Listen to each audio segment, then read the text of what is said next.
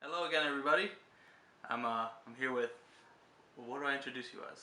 You can introduce me as Gotham's Reckoning Bane. Nobody's gonna hear you. The audio sucks. Okay, fine, fantastic. I'll do it without the mask. Okay. Hi, I'm Maverick, and I played Bane at Supercon, Mhm. and now I'm here with Speedy. Yeah. Well, same thing as last time. I'm here to tell you about how I took the pictures in the videos. I did the introduction last time, so we're just gonna jump into the video, and I'm gonna do it in my Batman shirt, and my SpongeBob PJs. I'm very uncomfortable right now. Too bad. Okay. Okay. Here we go, and let's see where we're starting the match. We're starting already. Right in the match. Well, I'm already in the ring, as you can see there. I'm the one in the weird mask. I play Bane. I think I'm checking everything. I'm checking if my receivers are going off, and they're not. Actually, this is the first day where I forgot to put new batteries in my receivers, and you can see I'm still struggling here trying to take pictures of nothing. They're on the floor. You're not getting what really matters. Pictures of me. So I had to resort to an alternative, which was 2 speed lights, which didn't work out as good as I wanted to either. The photos came out super dark and super bad, and here I am just struggling. I think we can just cut to the action. This goes to show, come prepared, because stuff like this will happen. And it wasn't even really your fault. It's just Right. the equipment just sort of died on you. You know, what are you gonna do? Alright. Alien Joker. Were you even taking pictures at this point? Because you knew I they were don't gonna even come know. out. You knew they were gonna come out dark. So did you even bother taking the pictures? No, I think at this point I was still testing out to see if maybe there was a little bit of life in my lights. And here's a shot that I would have taken on the other side. I think I took a shot there actually. I think you did. Here's a question: weren't the lights that you had up on trusses up in the ceiling? Weren't those plugged into the wall? Yes, the lights are getting power, but the receivers don't have power. The receivers Oh, are battery I see powered. what you mean. Got you. Right. Right. Oh. Oh, that's a fail. Right. So I have no batteries in the receivers, but there's constant power flowing to the light. And here's the other thing. Here's Bruce monkeying around here. I don't know if I got a picture of this. If I do, I'll put it up like I do in the other ones. Yeah, you did. I saw the flash. There's a flash behind me already. I think I got that situated. There you go. I think I got a picture there.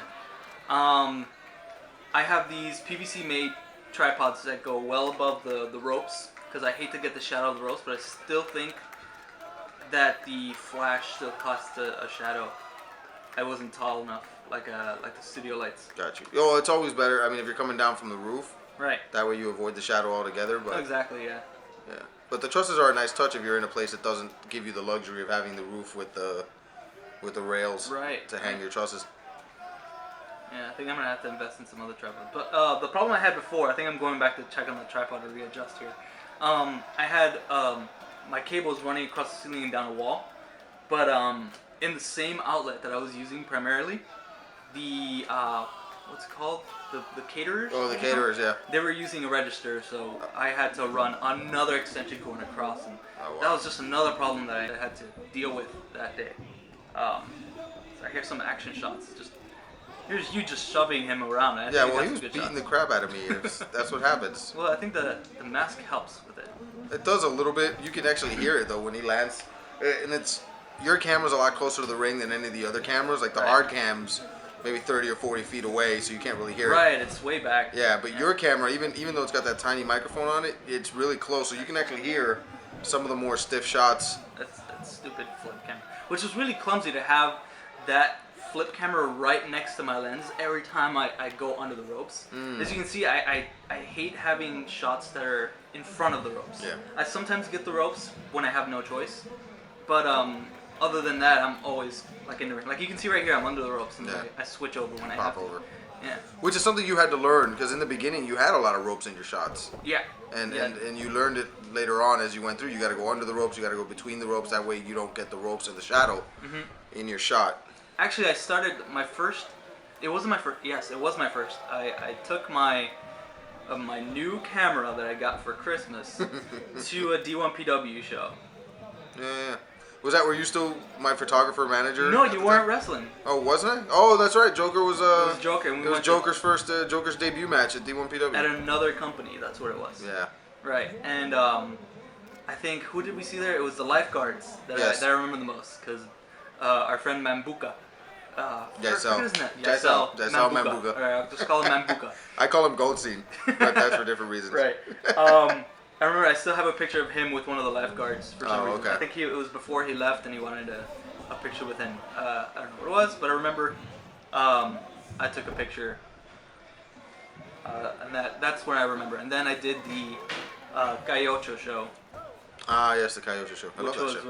with, was that officially ICW? Or? It was officially an ICW show. It was sponsored by Coca-Cola and Blue Demon Full Throttle Energy Drink. Right. And But that was in the middle. it was officially an ICW show in the middle of Cayocho. Right. And that was my first official photography gig. Right. And that was fun. That's when I got to experience daylight photos. And they came out fantastic, too. I had 3 of them hanging in my room for the longest time. Right. I still have some of my favorite shots from that event. Yeah. But from that day forward, all my shots were at night or indoors. See, the flash didn't have. Okay, the problem with my flashes is they don't have the recycle time that the studio flashes have. They take longer? Right. Right. Especially with that strong setting that I had to have, so Yeah. it reached the I think it got a shot right here. Yeah, you Yeah. did. Okay. Now, Awesome. one of the things that a lot of people don't know, I mean, I guess a lot of wrestlers and workers don't know, that I do from you being my brother and me hearing about all this stuff as you take the pictures is, number one, sell to the photographer. Always sell to the photographer. Or the camera. Or the, whichever or one's the close. hard camera, whichever one is. I mean, if you can sell to both, perfect. But the fact of the matter is, you want to give the hard camera something to get, and you want to give your photographer a cool shot to get. Right. So if you put somebody in a submission, aim it towards the hard camera or whatever, but then look over at the photographer and let him get a picture of it. Right. And hold it long enough. Don't just transition from one thing to the next to the next to the next. Exactly. Give the camera guys, give the photographers time to get the shots. Like Right. here, when I did the whole taking down the straps thing and doing the posing, Right, I gave enough time for you to get your shot off. Right. Here, right here, I'm turning towards the hard cam to do the move. Boom! I break his back. I'm facing the hard camera. Here's Link. Oh, I got a picture there too. Oh, I'm so remember glad that. you got a picture of me losing my memory at that point because I have no idea what happened next. Oh man, I think it was a surprise. But it's all about perfect timing. Yeah. You have to be at the right place at the right time, especially when it comes to kicks. I think I said this in the last video. Yeah. You can't tell where those kicks are gonna go, no matter how much experience you have. It's kind of just like a guess, unless you have it planned with the worker beforehand. But right there, I was at the perfect time, and if the photo was good, I'll put it up. If not, it was trashed.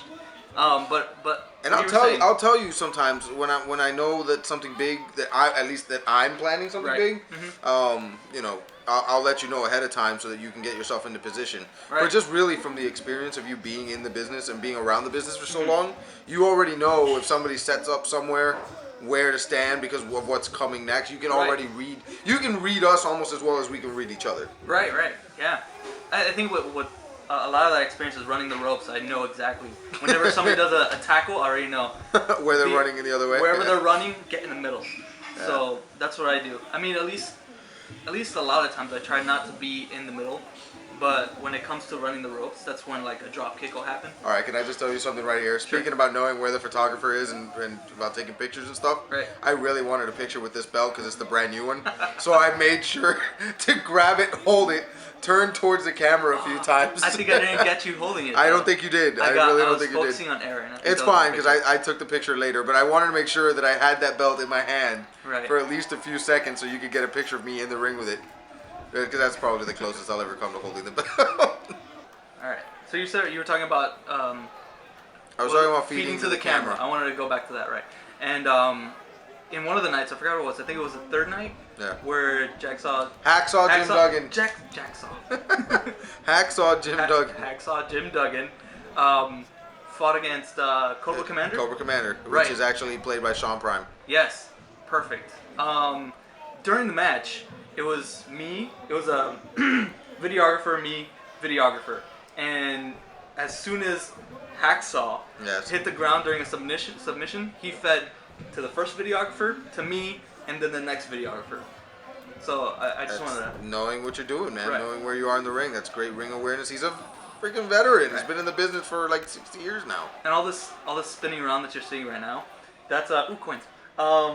That's me switching to the fisheye. So I'm just gonna replace the screen with the pictures that it took while I switched over to the fisheye. And I love this shot. Oh, This where shot. I ripped off Navi's wings. Right. I think I had to take this so late because the refresh time on that flash is super slow. But I had to blow the ISO just super high so I can get that shot for you. And going back to what we were talking about, feeding with the cameras, I made sure, and it's not just for you really.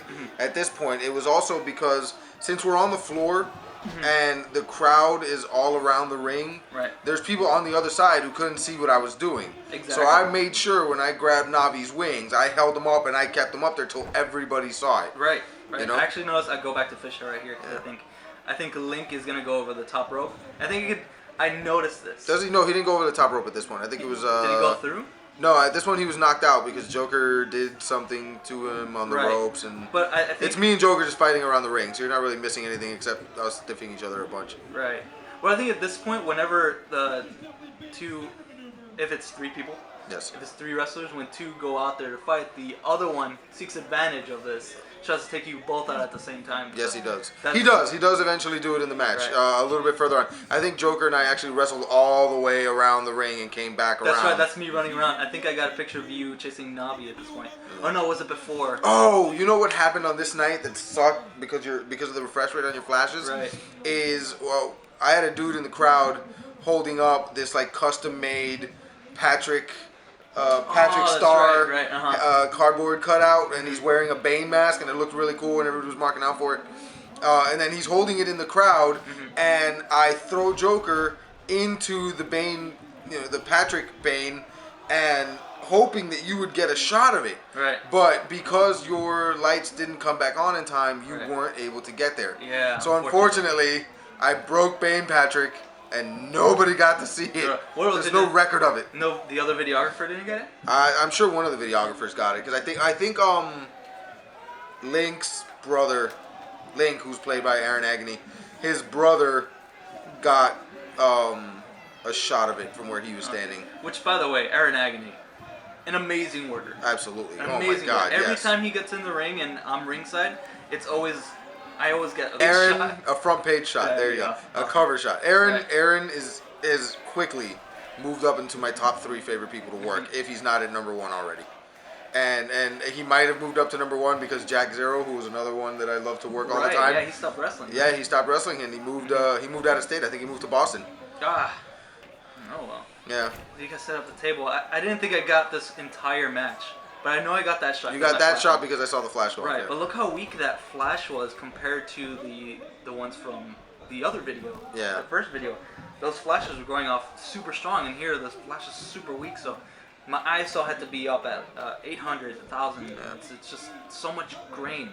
Although grain is very beautiful in artistic photos, when it comes to action shots, Yeah, oh yeah. it doesn't. It's not. There's the a same. there's a picture that's gonna come up later that I'm not gonna talk about it right now because I don't. If you haven't seen this match, I don't want to ruin it for you.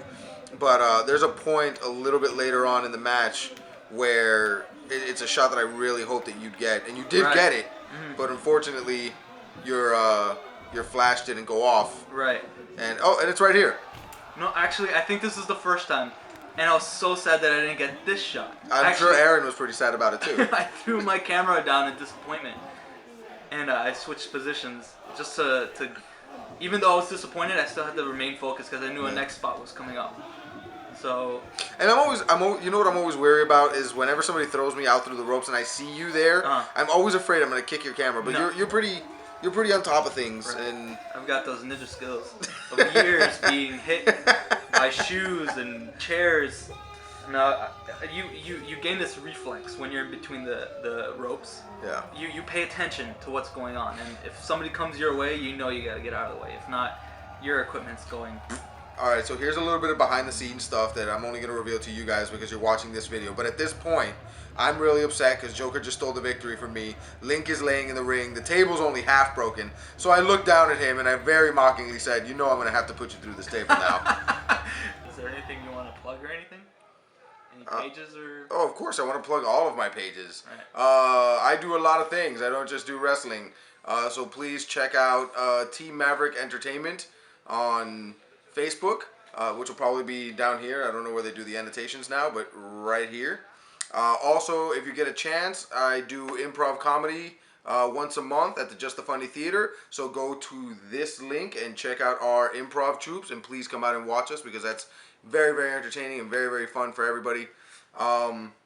I think that's about it. If you're not friends with me on Facebook, Supercon's Bane. Right. Yeah, So Supercon's Bane, the link for Supercon's Bane is right down here. And at Animate Miami, I will be playing Bane again at FSCW. Right. And throughout the weekend, I'm thinking of debuting a new character for our little arm wrestling spots I'm excited. around the ring. So he already knows what it is, but none of y'all do. You're going to have to stay tuned and like all these links and find out. So we'll see you then. Excellent. All right.